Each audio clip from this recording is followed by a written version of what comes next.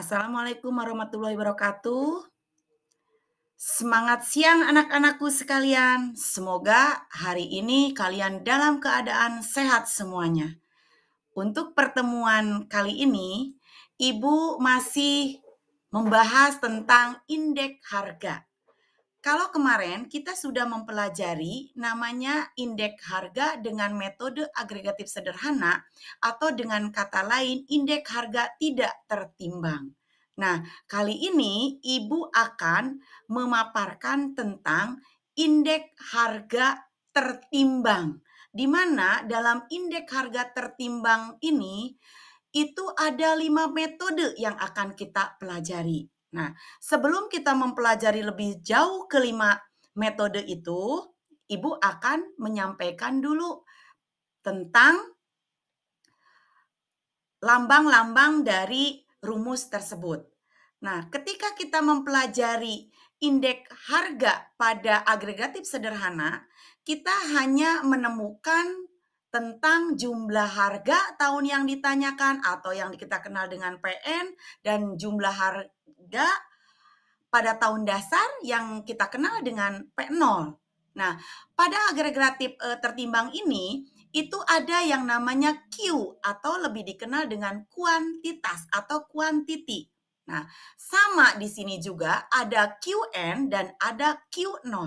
QN artinya kuantitas barang yang di tahun yang ditanyakan.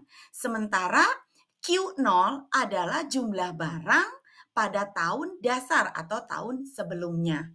Nah, mungkin itu penambahan penjelasan dari rumus indeks tertimbang tersebut. Nah, coba kita lihat di layar ya. Kita lihat satu persatu metode dari perhitungan indeks tertimbang tersebut. Nah, bisa kalian lihat semuanya.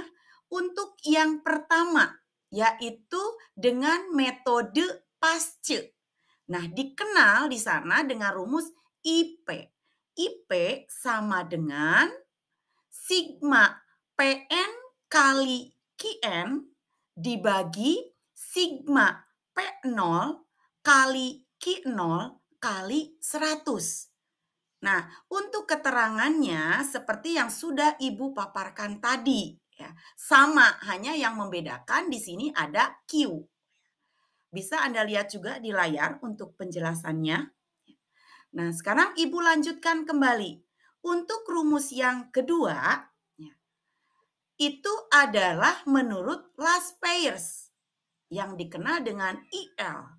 IL sama dengan sigma PN kali Q0 dibagi dengan sigma P0 kali Q0 kali 100. Nah, di antara rumus 1 dan 2 ini, sebetulnya mungkin yang membedakan dengan agregatif sederhana, kalau agregatif sederhana itu cukup Anda menjumlahkan per lajur dari masing-masing harga pada tahun yang ditanyakan dan tahun dasar. Nah, kalau perhitungan dalam agregatif tertimbang ini, kalian harus menghitung per jenis kebutuhan, baik di sini PN kali Q0 atau PN kali QN. Nah, itu secara per jenis barang. Ya, begitu juga sama dengan QN dan Q0-nya. Jadi masing-masing di sini kita harus menjumlahkan per barangnya. Baru kita dapat menjumlahkan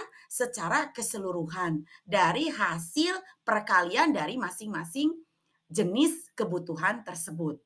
Mungkin nanti di pertemuan berikutnya kalian akan lebih jelas dengan contoh. Kenapa Ibu lebih menekankan kepada rumus ke-1 dan kedua? Karena memang rumus ke-1 kedua ini yang memang sering digunakan dalam ujian baik itu PTS, PAS ataupun ujian sekolah. Nah, mari kita lanjutkan dengan rumus yang ketiga.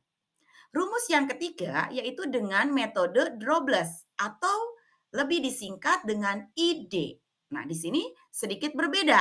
ID sama dengan IL. IL itu adalah indeks last pairs. Jadi hasil dari indeks last pairs ditambah IP, yaitu indeks hasil dari perhitungan indeks Pasce dibagi 2 kali 100.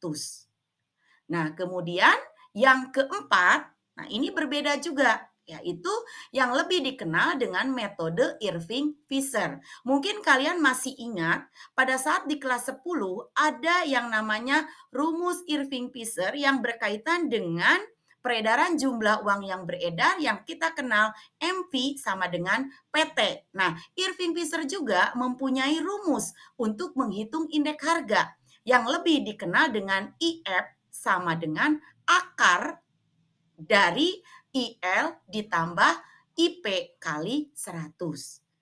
Nah, itu rumus yang keempat. Dan rumus yang terakhir di sini ya, sedikit agak rumit tetapi memang itu rumus menurut Marshall, tapi yang kita kenal dengan IM. Nah, bisa kalian lihat di layar, Anda hati-hati untuk rumus yang satu ini, yaitu IM sama dengan Anda sigma buka kurung dulu di sana, yaitu QN ditambah Q0 tutup kurung kali PN. Kemudian dibagi dengan sigma buka kurung QN ditambah Q0 kali tutup kurung kali P0 kali 100. Berarti di sini yang membedakannya adalah perkalian di awal itu adalah PN tahun yang ditanyakan dibagi dengan tahun sebelumnya.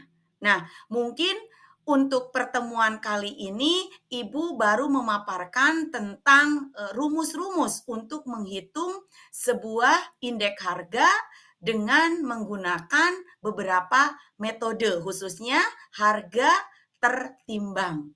Demikianlah penjelasan materi untuk pertemuan hari ini. Semoga kalian semua bisa memahami dan mempelajari supaya di pertemuan berikutnya kita siap masuk ke beberapa rumus yang akan kita pelajari ke depan. Sekian, Ibu akhiri saja. Assalamualaikum warahmatullahi wabarakatuh.